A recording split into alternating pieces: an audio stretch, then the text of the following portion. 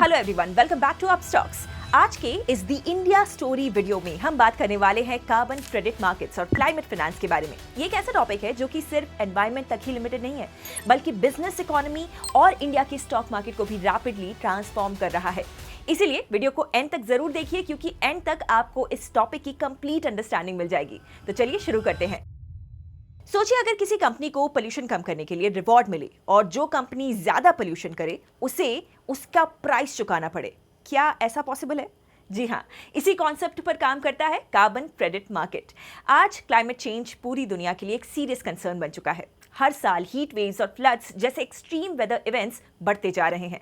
इसी वजह से गवर्नमेंट्स और कंपनीज कार्बन एमिशंस को कम करने के लिए नए सॉल्यूशंस पर काम कर रही हैं। रिपोर्ट्स के अकॉर्डिंग 2023 में ग्लोबल क्लाइमेट फाइनेंस इन्वेस्टमेंट लगभग 1.9 ट्रिलियन यूएस डॉलर्स तक पहुंच गया। एक्सपर्ट्स का यह मानना है कि 2030 तक हर साल 6 से 8 ट्रिलियन यूएस डॉलर्स की इन्वेस्टमेंट की जरूरत होगी अगर दुनिया को नेट जीरो टारगेट्स को अचीव करने हैं।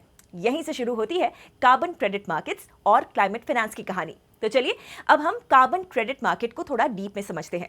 सिंपल लैंग्वेज में समझे तो ये एक ऐसा सिस्टम है जो कि कंपनीज को पोल्यूशन कम करने के लिए रिवॉर्ड करता है। एक कार्बन क्रेडिट का मतलब होता है 1 मेट्रिक टन कार्बन डाइऑक्साइड यानी कि CO2 एमिशंस को रिड्यूस या एटमॉस्फेयर से रिमूव करना।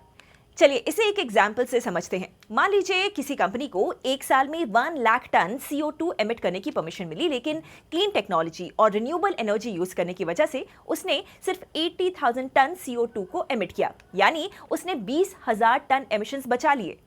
अब कंपनी के पास एक्स्ट्रा कार्बन क्रेडिट्स होंगे जिन्हें वो उन कंपनीज को बेच सकती है जो कि अपने एमिशन लिमिट क्रॉस कर चुके हैं। इस तरह कंपनी सिर्फ पोल्यूशन ही कम नहीं करती, बल्कि एक एडिशनल सोर्स ऑफ इनकम भी क्रिएट कर लेती है। ये सिस्टम दुनिया भर में काफी तेजी से ग्रो कर रहा है। वर्ल्ड बैंक की state and trends of carbon pricing 2024 report के अकॉर्डिंग आज 75 से ज्यादा कार्बन प्राइसिंग इंस्ट्रूमेंट्स दुनिया के अलग अलग देशों में ऑपरेट कर रहे हैं और ये global green house gas emissions का लगभग 24% को कवर करते हैं। अब हम बात करते हैं क्लाइमेट फाइनेंस की। सिंपल वर्ड्स में क्लाइमेट फाइनेंस का मतलब है उन प्रोजेक्ट्स और इंडस्ट्रीज में इन्वेस्टमेंट करना जो कि क्लाइमेट चेंज को कम करने में हेल्प करते हैं। इसमें solar energy, wind energy, electric vehicles, green hydrogen और सस्टेनेबल इंफ्रास्ट्रक्चर जैसे सेक्टर्स शामिल होते हैं। अगर किसी कंपनी को एक नया सोलर प्लांट लगाना हो या क्लीन एनर्जी प्रोजेक्ट को शुरू करना हो तो उसके लिए जो फंडिंग दी जाती है उसे ही क्लाइमेट फाइनेंस कहा जाता है। इसकी इंपॉर्टेंस का अंदाजा आप इस बात से लगा सकते हैं कि क्लाइमेट पॉलिसी इनिशिएटिव की रिपोर्ट के अकॉर्डिंग 2023 में ग्लोबल क्लाइमेट फाइनेंस इन्वेस्टमेंट लगभग 1.9 ट्रिलियन यूएस डॉलर्स तक पहुंच गया। वहीं इंटरनेशनल एनर्जी एजेंसी यानी IEA का मानना है कि नेट जीरो टारगेट्स को अचीव करने के लिए क्लीन एनर्जी इन्वेस्टमेंट्स को आने वाले सालों में और तेजी से बढ़ाना होगा। इंडिया भी इसी डायरेक्शन में फास्ट पेस से काम कर रहा है। रिजर्व बैंक ऑफ इंडिया ने अपनी रिपोर्ट्स में ग्रीन फाइनेंस को फ्यूचर फाइनेंशियल स्टेबिलिटी के लिए इंपॉर्टेंट बताया है, जबकि सेबी ने लिस्टेड कंपनीज के लिए सस्टेनेबिलिटी रिपोर्टिंग को भी मैंडेटरी कर दिया है। यानी आज क्लाइमेट फाइनेंस सिर्फ एनवायरमेंट को बचाने की बात नहीं है, बल्कि ये फ्यूचर इकोनॉमी और इन्वेस्टमेंट अपॉर्चुनिटीज का एक बहुत बड़ा पिलर बन चुका है। अब तक हमने ये समझा कि कार्बन क्रेडिट्स और क्लाइमेट फाइनेंस आखिर होते क्या हैं, लेकिन अब सवाल ये भी है कि इंडिया इस डायरेक्शन में कितना आगे बढ़ चुका है। पिछले कुछ सालों में देखा जाए तो इंडिया ने कार्बन मार्केट को डेवलप करने की डायरेक्शन में काफी इंपॉर्टेंट स्टेप्स लिए हैं। मई 2023 में मिनिस्ट्री ऑफ पावर और मिनिस्ट्री ऑफ एनवायरनमेंट ने इंडियन कार्बन मार्केट का फ्रेमवर्क अनाउंस किया था। इसके बाद जून 2023 में गवर्नमेंट ऑफ इंडिया ने कार्बन क्रेडिट ट्रेडिंग स्कीम यानी कि CCTS को नोटिफाई किया, जिसका ऑब्जेक्टिव है इंडिया में एक ऑर्गेनाइज्ड कार्बन मार्केट डेवलप करना। इस स्कीम के थ्रू जो इंडस्ट्रीज अपने ग्रीन हाउस गैस एमिशंस को गवर्नमेंट के टारगेट से नीचे रखेंगे उन्हें कार्बन क्रेडिट सर्टिफिकेट्स मिलेंगे। वहीं जो कंपनीज टारगेट अचीव नहीं कर पाएंगी उन्हें ये सर्टिफिकेट्स मार्केट से खरीदने पड़ेंगे। ये पूरा framework bureau of energy efficiency यानी कि BEE और सेंट्रल इलेक्ट्रिसिटी रेगुलेटरी कमीशन यानी कि CERC की सुपरविजन में डेवलप किया जा रहा है। शुरुआती फेज में स्कीम के अंदर cement, steel, aluminium, fertilisers, petroleum refineries, petrochemicals, pulp and paper, textiles और क्लोर एल्कलाई जैसे 9 एनर्जी इंटेंसिव सेक्टर्स को इंक्लूड किया गया है। इन इंडस्ट्रीज का इंडिया के टोटल इंडस्ट्रियल एमिशंस में काफी बड़ा कंट्रीब्यूशन है, इसीलिए इन्हें सबसे पहले कार्बन मार्केट का हिस्सा बनाया जा रहा है। सीधी सी बात है, इंडिया अब सिर्फ क्लाइमेट चेंज की बात नहीं कर रहा है, बल्कि उसके लिए एक फाइनेंशियल इकोसिस्टम भी बिल्ड कर रहा है। और इसी वजह से कार्बन क्रेडिट मार्केट सिर्फ एनवायरमेंटल पॉलिसी नहीं, बल्कि बिजनेस और इन्वेस्टमेंट का भी एक नया चैप्टर बन सकता है। और यहीं से शुरू होता है इसका सीधा कनेक्शन इंडिया के स्टॉक मार्केट से। अगर कंपनीज की बात करें तो इंडिया की कई लिस्टेड कंपनीज इस ग्रीन ट्रांजिशन का इंपॉर्टेंट हिस्सा हैं। ये companies renewable energy, clean technology और सस्टेनेबल इंफ्रास्ट्रक्चर पर कंटिन्यूअसली काम कर रही हैं। अगर इंडिया का carbon credit ecosystem expected pace से डेवलप होता है तो इन कंपनीज के लिए नए बिजनेस अपॉर्चुनिटीज क्रिएट हो सकते हैं।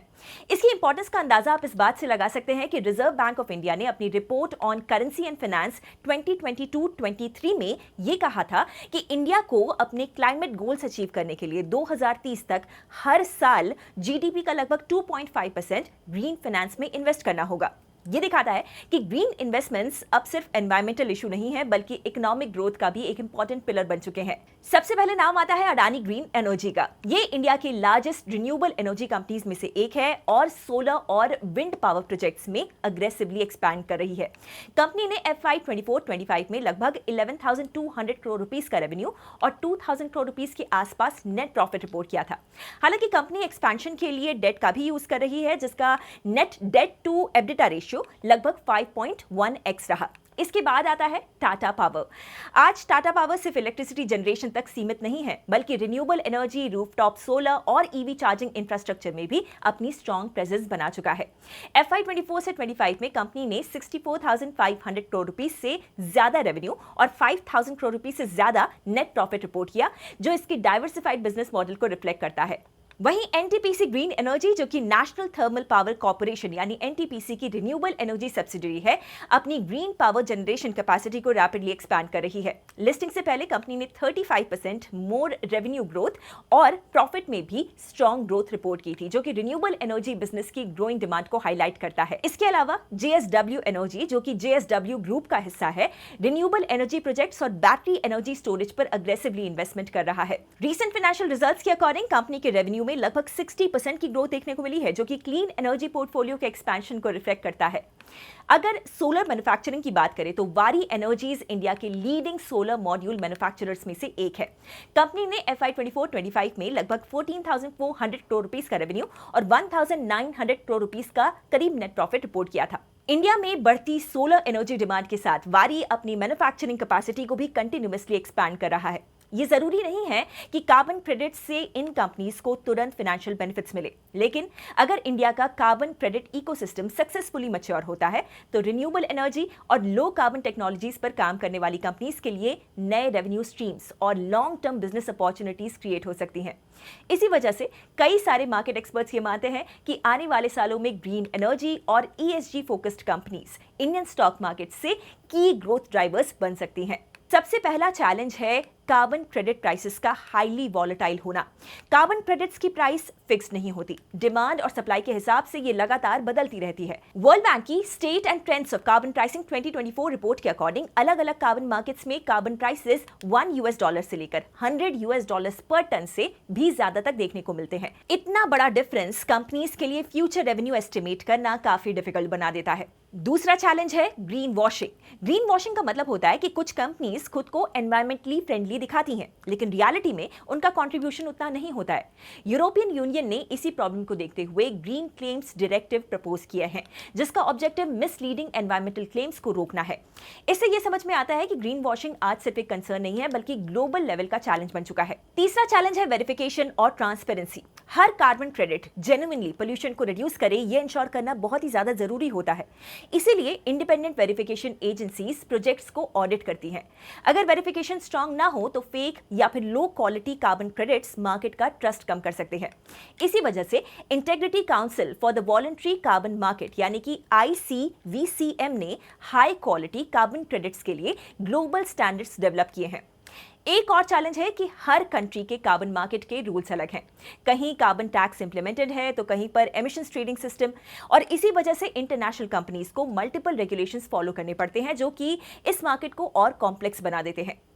अब अगर फ्यूचर की बात करें तो पिक्चर काफी प्रॉमिसिंग नजर आती है। India renewable energy, green hydrogen और सस्टेनेबल इंफ्रास्ट्रक्चर पर अग्रेसिवली इन्वेस्ट कर रहा है। इंटरनेशनल एनर्जी एजेंसी यानी कि IEA के अकॉर्डिंग इंडिया दुनिया के सबसे fast growing clean energy markets में से एक है और आने वाले सालों में रिन्यूएबल एनर्जी कैपेसिटी में सिग्निफिकेंट ग्रोथ देखने को मिल सकती है।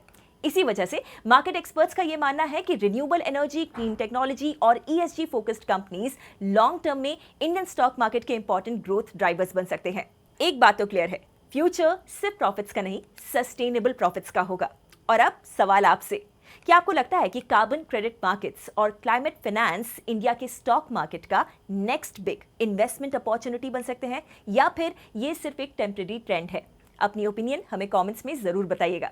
अगर आपको ये वीडियो इन्फॉर्मेटिव लगा हो तो वीडियो को लाइक कीजिए, अपने दोस्तों के साथ शेयर कीजिए और अब स्टॉक्स को सब्सक्राइब करना मत भूलिए। मिलते हैं अगले वीडियो में एक और इंटरेस्टिंग टॉपिक के साथ। Investment in securities market are subject to market risks. Read all the related documents carefully before investing.